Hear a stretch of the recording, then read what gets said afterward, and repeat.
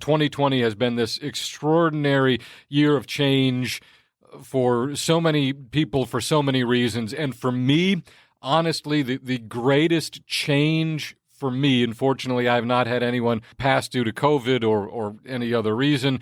I used to be one of those suburban, white, middle American, middle class, hey, the cops are the good guys persons. No more. There are good cops and there are rotten cops. And the rotten, racist, violent cops are a much greater percentage than I would have ever dreamed of before this year. I fully was a proponent of the few bad apples theory. It's one guy here and it's one. No, it is not one guy here. It is not one guy there. And when we discuss police reform, criminal justice reform, hopefully as a major topic moving forward, not only for the Biden administration, but here in Florida as well, I think you need to start from scratch. This is not a system that is merely wobbling off course. This is a system that is working perfectly as it was designed to support violent, racist cops largely running amok and protecting them, and not serving and protecting the citizenry, but serving and protecting the cops. And it's troubling. Unfortunately, like I said, I'm a middle-aged white dude. All of my interactions with police have been great. But boy, that is not an experience shared outside of my demographic. And a terrible, terrible incident is what Gilbert King won the 2013 Pulitzer Prize for General Nonfiction with his fantastic book, Devil in the Grove, Thurgood Marshall, The Groveland Boys, and the Dawn of a New America. He has followed it up with Beneath a Ruthless Sun. You can find him online, gilbertking.com, Twitter, Gilbert_King, Facebook at Gilbert King Author. Gilbert, how did you get onto the story of Sheriff Willis McCall? It's really interesting. I was doing another book. It was about an execution in Louisiana. I obviously do a lot of upbeat stories. Yeah, I'm surprised it hasn't been turned into a musical yet. It's not a bad idea. It was another execution in Louisiana of a teenager who actually survived his own execution, and it became this big Supreme Court case. Yeah, it was like the guys, the executioners were drunk, and they didn't set the chair up properly. So he got this current, but not enough to kill him. And so the chair was broken at that point, and they threw him in a cell and said, well, we don't know what to do. And they called the governor, Jimmy Davis in Louisiana, and he said, well, fix the damn chair and put him back in there. And then one of the lawyers stepped in and said, I don't know, it might be like cruel and unusual punishment. If we did that, we better just talk to some attorneys. And it became this long case that dragged out over a year, deciding whether or not they could re-execute Willie Francis. And as I was going through all the records, I saw some letters from these lawyers in Louisiana. They're white lawyers. And Thurgood Marshall was giving them advice on how to win this case.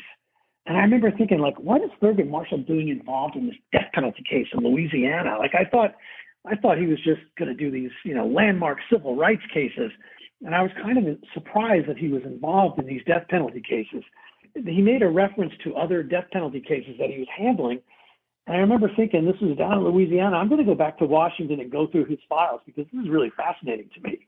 And I started going through the files, and I came across a letter that was written from some attorneys in Groveland who had said, Thurgood Marshall, we need help. This is the most dangerous place we've ever been. We're getting constant death threats. We need the FBI involved, the Department of Justice. We need more reinforcements. We are terrified down here.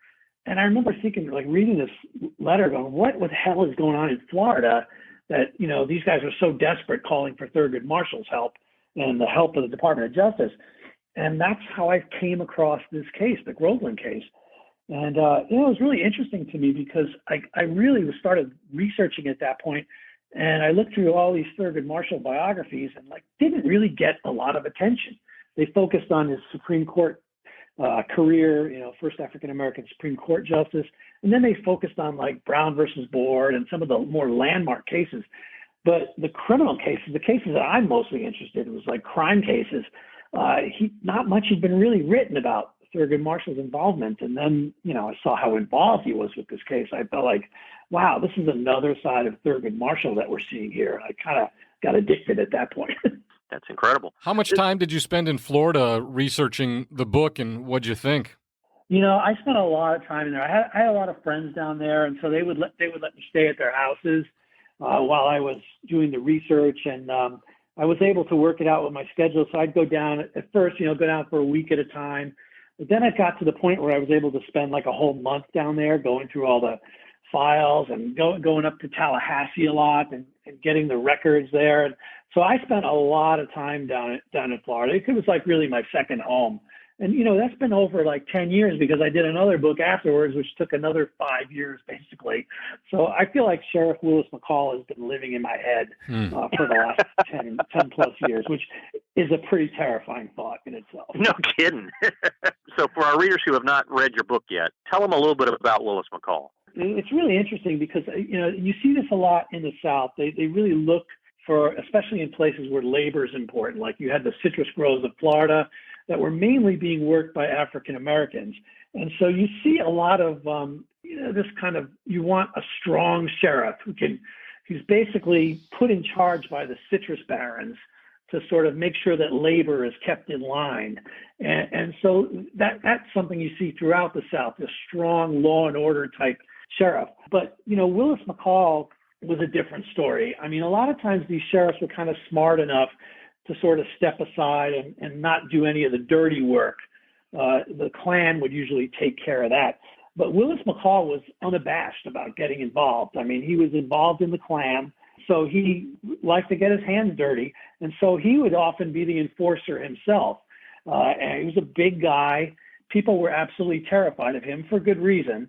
One of the things I heard early on when I was doing the research was that the citrus groves of Central Florida in Lake County are fertilized with the bodies of African Americans. And the message that we read about that was from, some of the witnesses who talked to the FBI saying that, he's killed quite a few people. Himself personally, we're not talking about just ordering the murders or looking the other way. I mean, he was the trigger man, right? Exactly. I mean, he killed one of the Groveland defendants, Samuel Shepard. He may have killed the second one, although he was really killed in a hail of gunfire. But there's no doubt that Willis McCall was on the scene and there when Ernest Thomas was killed. So, that's possibly two of the Groveland defendants. He shot the third one, who survived miraculously. But those weren't the only people that he was involved in. And there's other cases. He was brought up on charges in 1972 for kicking to death a black, mentally disabled person who was in his jail who had just been in there on a traffic violation. Yeah. And that was really what got him out of office. But, when I looked through the files, the FBI files, there were witnesses and informants who were saying that, one estimate said they thought he killed 24 people personally. Wow. And I did talk to one of the deputies who was still alive up until a couple of years ago. And he told me a really horrible story that I didn't even put in the books because I couldn't really verify it. I believe it. There's certain mentions of these things as being accidents, but this deputy told me that, sometimes McCall would be drinking and driving and riding down the road, and if he saw an African-American walking down the side of the road, he'd turn the steering wheel right into him. Oh, my God. And it's in the newspapers. And this deputy told me that, they'd have to file reports saying that the roads were incredibly slippery that night and it was a pure accident and no fault of the sheriff. But this deputy told me that he did it on purpose. Wow. Yeah. Wow. But he kept getting reelected, too. And that's like the crazy thing, because at one point, like after he shot the Groveland defendants on the side of the road, I think one of the members of the press said to him, like, this is going to be trouble for your reelection campaign. And McCall's response was, are you kidding? This will get me elected 6 more times. And he was wrong about that. It got him reelected 7 more times. Wow. So that 28-year reign was a pretty long one. The Groveland suspects he killed, it should be noted, who were handcuffed to each other. Right. And who also had just been victorious in the U.S. Supreme Court, and now they had Thurgood Marshall as their lawyer. And yet McCall's story was that on the evening of the retrial, they decided to escape handcuffed to each other by overpowering the sheriff and making a break into the swamps, which didn't really make a lot of sense. Yeah. So It looked like it was just cold-blooded murder. Yeah. To help people out, Groveland, Lake County is about 30 miles west of Orlando. Obviously, at this time, when you're talking about the early civil rights era, you're looking at a very rural, like you said, agricultural area. Devil in the Grove was the book that won the Pulitzer Prize. The subtitle is Thurgood Marshall, The Groveland Boys, and the Dawn of a New America. What was the New America? That's a really great question. Sometimes you write these subtitles and they're just so meaningless. And like, it's like justice. You're giving away our secrets. Don't really. They'll kick you out of the author union. Really, it's just like it has to be something. And so I think because these stories are so dark that you're trying to look to something, some kind of hint that, oh, thank God Thurgood Marshall came along because this changed. And really, there were a lot of changes. I mean, this happened at a time where this case got a lot of publicity and it sort of influenced a lot of thinking at the time. And it was leading right into Brown versus Board. And a lot of people don't realize that Thurgood Marshall was able to raise, I think, something like $100,000, which is a pretty extraordinary amount, Sure. From the publicity of this Groveland case and the shootings of the two defendants. All this money began to flow into the NAACP's office in the aftermath of this shooting. And so, but Marshall at that point, with all this money, well, the trial was just, really just about to happen. They didn't need all that money. So $100,000 that came in was funneled right into Brown versus Board.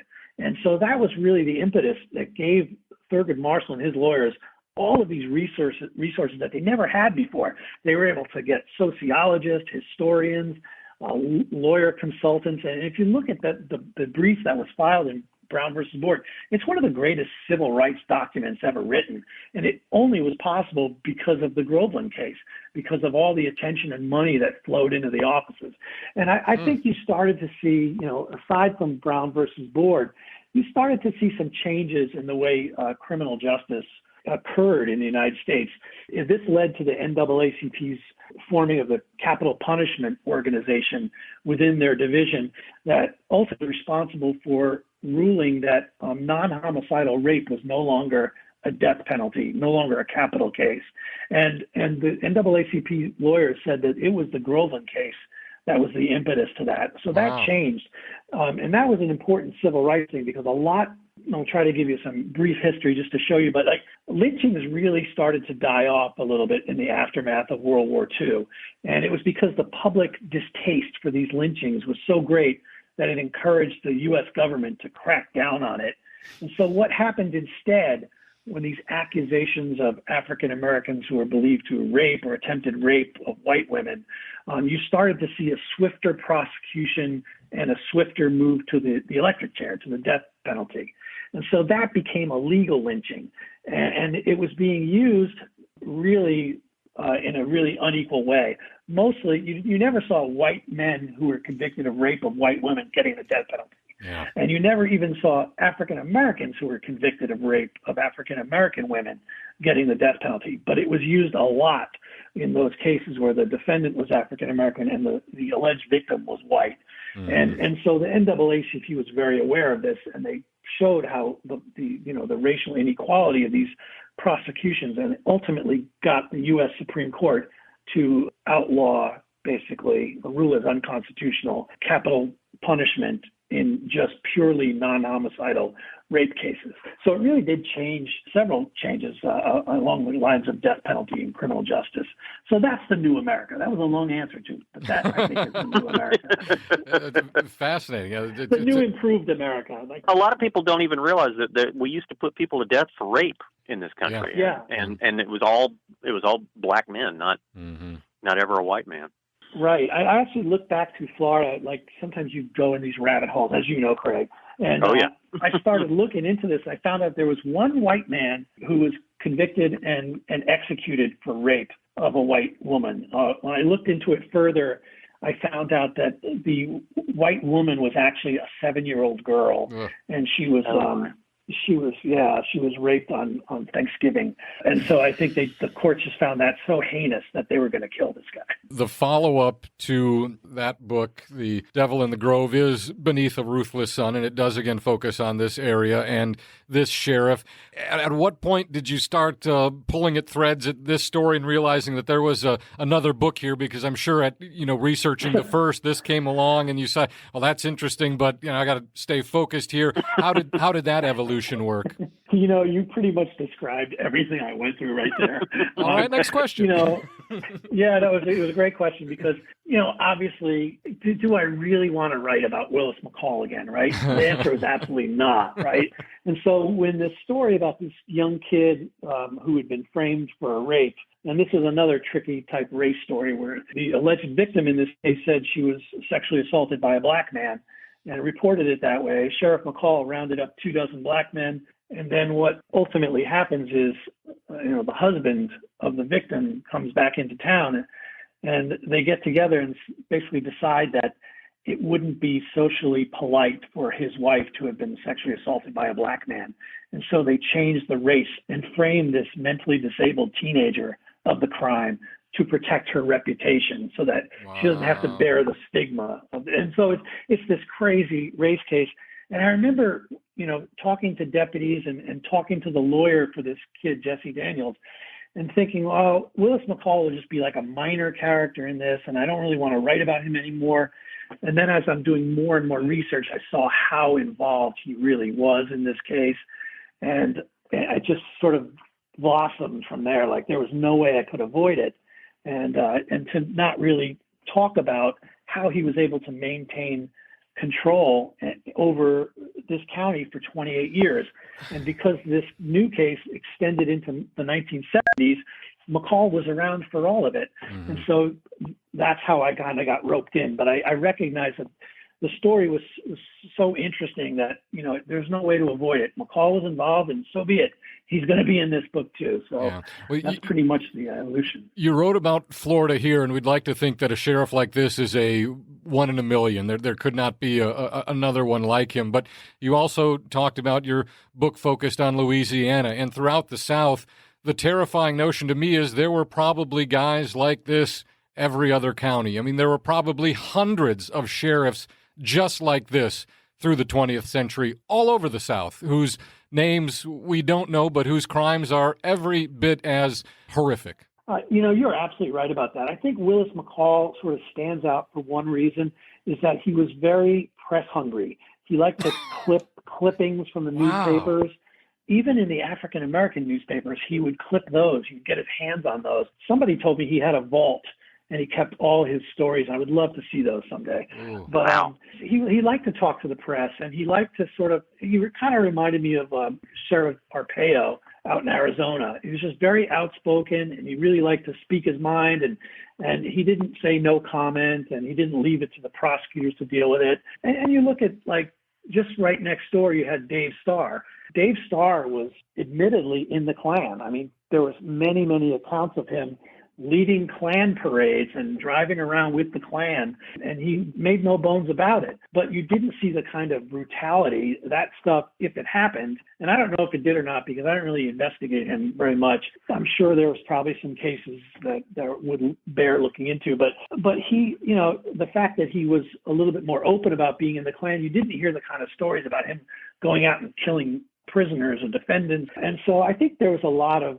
sheriffs that wielded the same kind of power, but they were probably a lot more discreet than Sheriff Willis McCall was. Wow. Clearly you need to write a trilogy. You need to do a third book about McCall. There are some stories out there that I looked into. I was like, I cannot do another one. But yeah, there are some really interesting stories in Lake County, I got to say. What are you working on now? What's next? I'm actually working on a podcast now, and the reason is podcast. Nobody listens to those. So I figured, I thought people don't read anymore. This is a thing to do, Craig. But the only reason is because it takes the story I'm working on is a story of a wrongly convicted man in the 1980s in Polk County, and I started researching it and basically interviewing people because usually I'm just stuck dealing with documents. Like very few people are still around.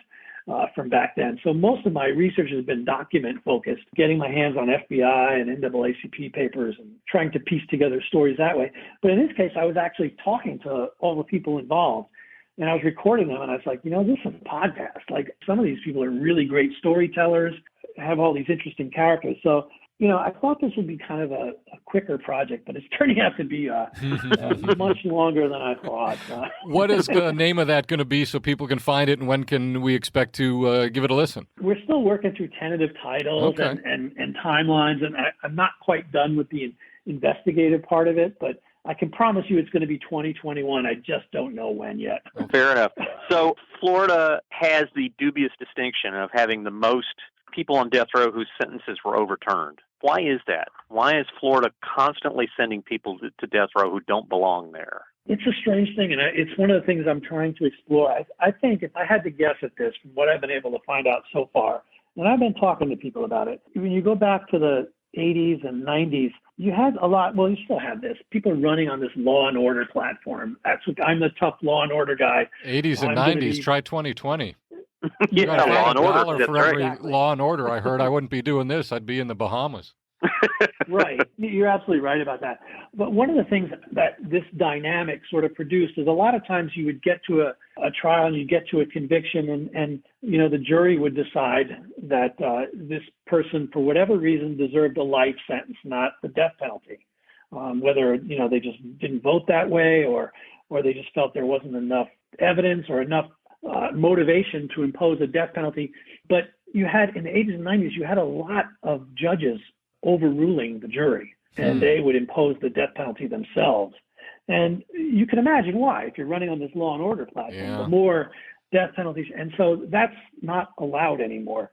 But this is happening a lot. And you see a lot of convictions, or not a lot, not necessarily convictions, but sentences overturned because of that. And so I would imagine, if I had to guess, that was the reason. It was just this hardcore law and order and overruling the jury and getting the death penalty and then later being overturned.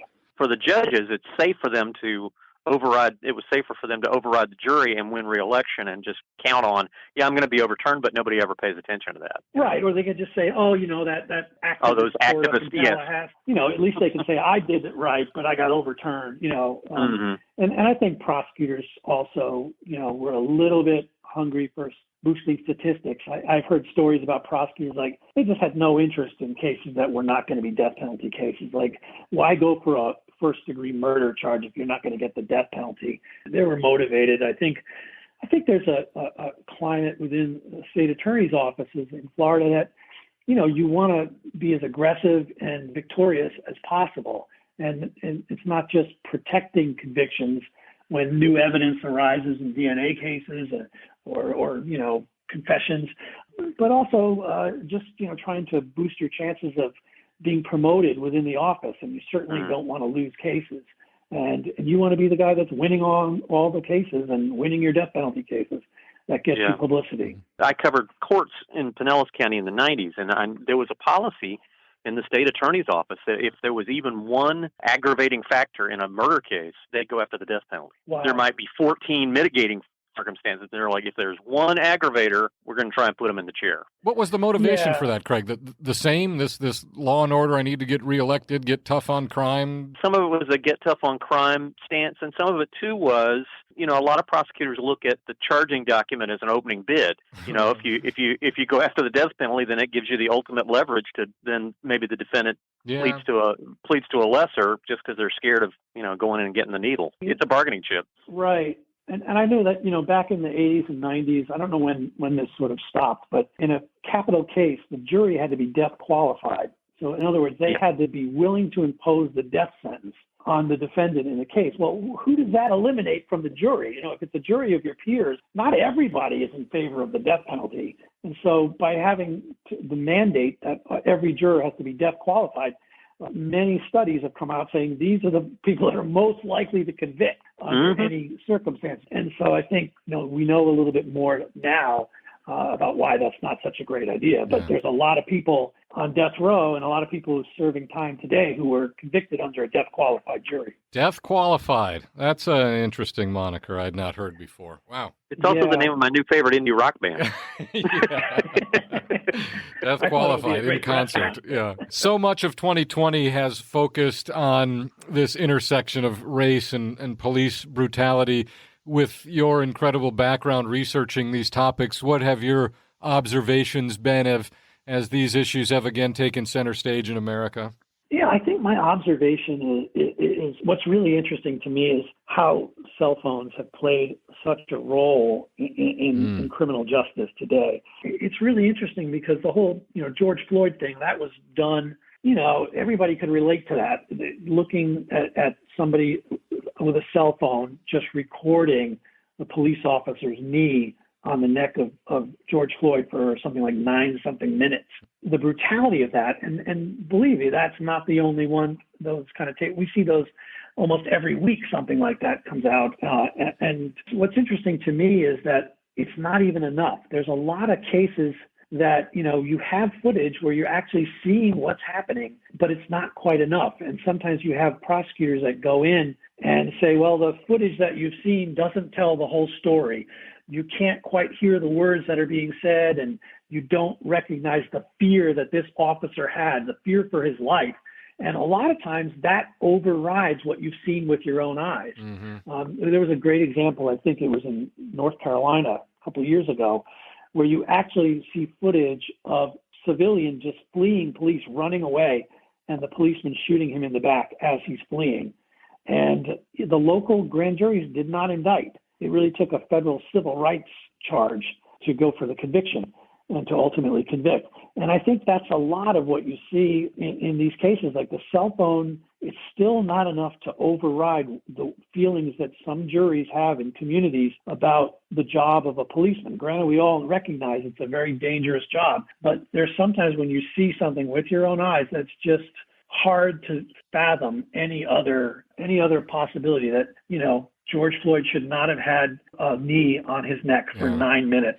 To what degree do you feel that changing among the American, and let's just call it what it is, white population who is always on the side of the cops? Well, he was reaching for something. All these excuses you talked about that juries hear from prosecutors when they are determining these cases. How much movement or how much more willing do you think now white Americans are to not just give the cops every single benefit of the doubt and line up behind them and say, well, yeah, it's a tough job. They were just doing their best? Yeah, I mean, I definitely think it's been a slow progress. Let's just go back to like the 1940s and the 1950s where, these cases wouldn't even make the news. I mean, they would just be dealt with locally.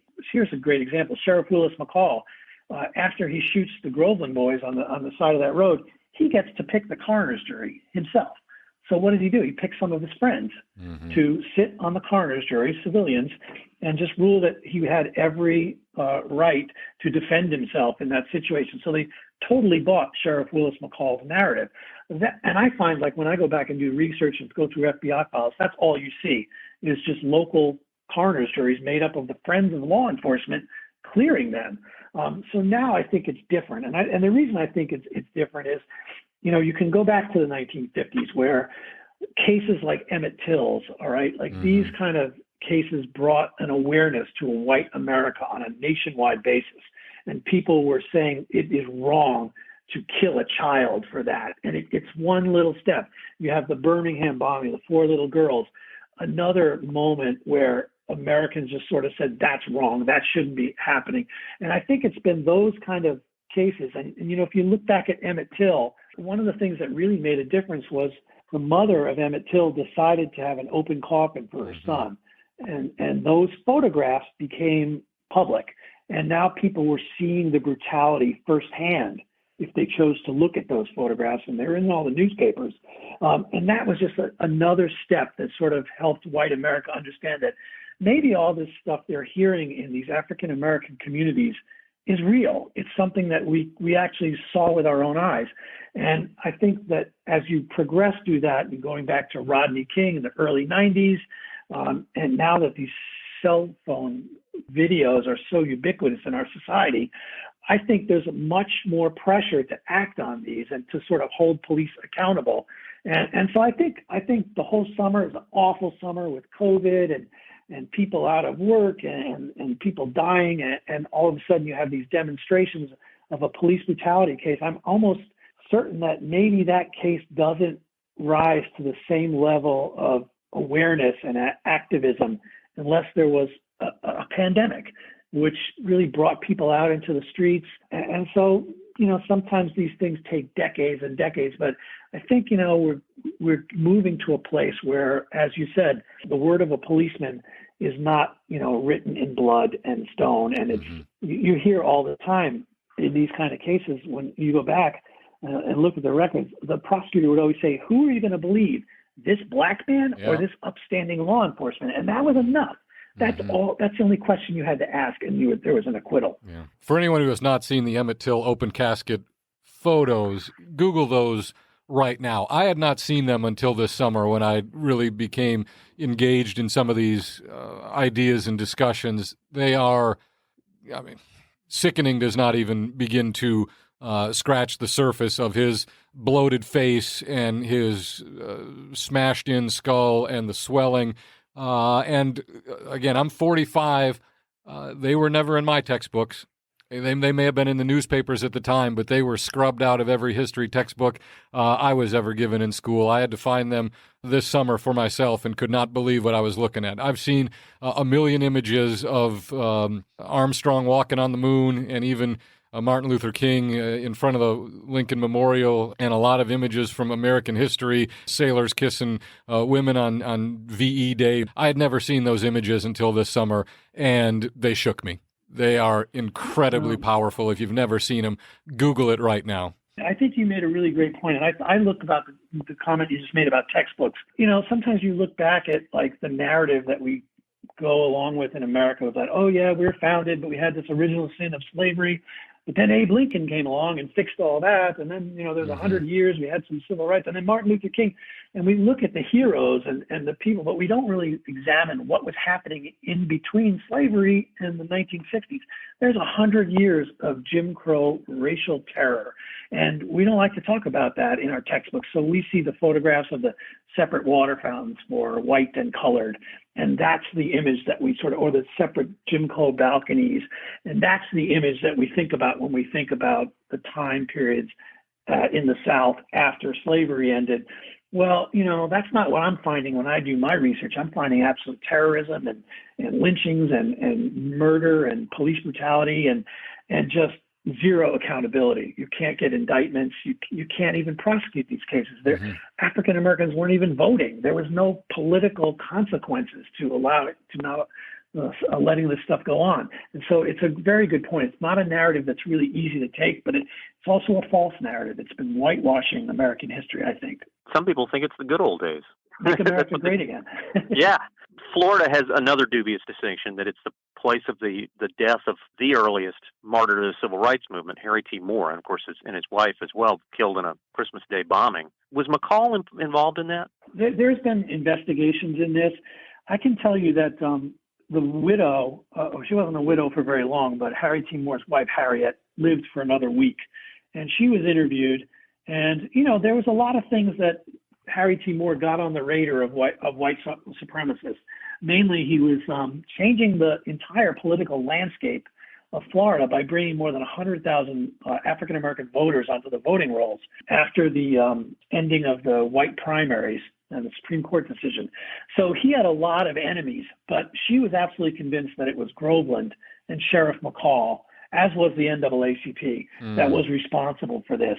And because of his connections to the Ku Klux Klan, I think at one point the FBI had zeroed in on 4 suspects that they believed were responsible, and they had lied about their whereabouts, being in the area that night. And so they were investigating this. They had them on perjury charges because of the lies. And the FBI agents were on the record as saying that they just needed more time to work this case. They would have gotten to the bottom of it, but it was quashed from higher up. And then these suspects all died. And so I think there was just really no way to really go on unless somebody came forward and gave some definitive proof.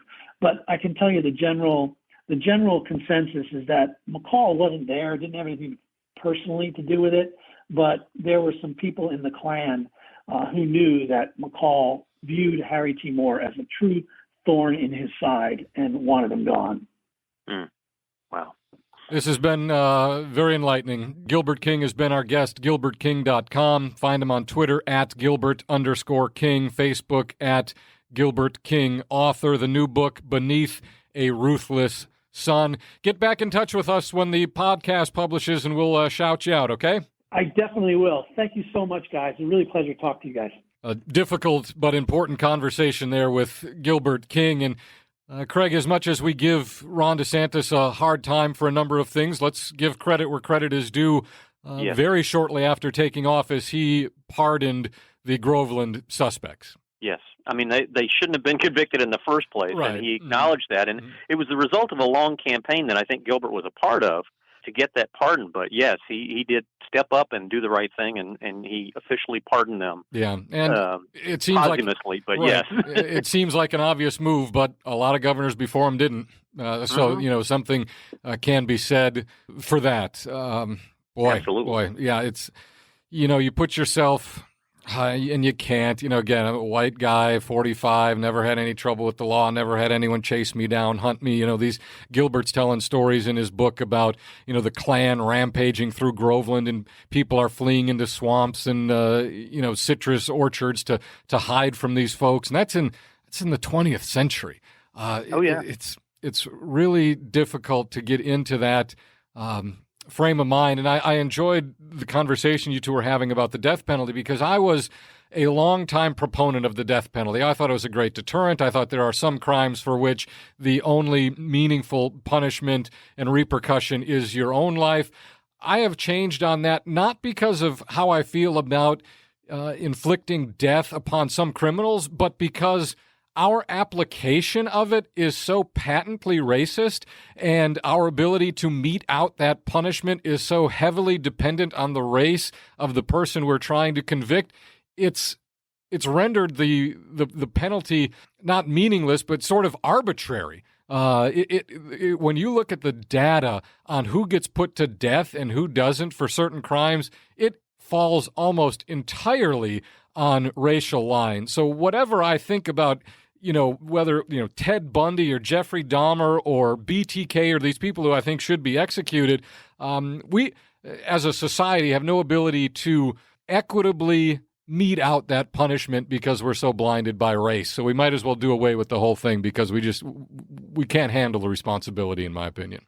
I disagree with you respectfully. Okay. Sure. I do think that there is a place for the death penalty, and the Supreme Court has laid it out that like you said, there are some crimes for which the only possible penalty is to cut off that person from being part of the human race anymore. Mm-hmm. But it's applied so badly all over the place that we probably ought to just have a moratorium on executions until we can figure out how to fix it. Agreed. And it's not just the ones who are convicted and sent to death row, but the way it's carried out. We've had so many people sentenced to die in Florida that it's actually clogged the court system. And Florida Supreme Court justices, 40% of their time is taken up with dealing with right? Death cases, yes, because a death penalty that's issued it skips appeals courts and goes straight to the Florida Supreme Court. Huh. And they have to read through the entire record of the case in order to deal with all the filings and everything. So, and there's, so they get these voluminous case files about each one of the cases, and it just takes up so much of their time. And then people complain about how long it takes to actually execute them. But of course, as we mentioned, so many of them in Florida get overturned anyway. Yeah. Because there was a flaw in the case, or because the judge overrode what the jury recommended.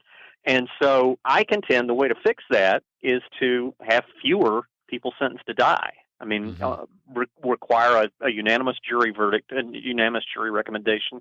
Judges aren't required aren't allowed to overturn it.